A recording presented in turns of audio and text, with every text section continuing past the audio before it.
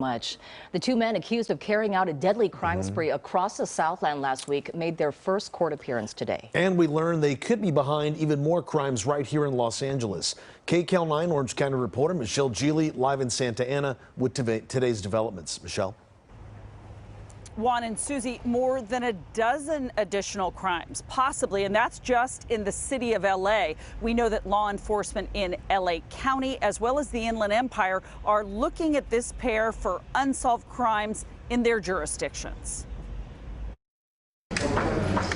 Murder suspect Malik Pat and co-defendant Jason Payne in court to hear the list of charges against them. Count 7 and count 9. The 20-year-old from South LA is accused of killing 3 people and robbing or attempting to rob a half dozen others across the Southland at 7-Elevens this month. I get taken aback, quite frankly, when somebody of that age engages in this kind of violence, especially with no criminal history that we know of. Yeah, it's very, very shocking and very surprising to me. The second suspect is 44-year-old Jason Payne, who has been charged with robbery. Both are also being investigated for 5 recent robberies in the San Fernando Valley. LAPD Chief Michael Moore says there may be more. We believe that these suspects involved, either one or both, may actually be involved in 9 additional convenience store robberies or food stand robberies that date back to the late 2021.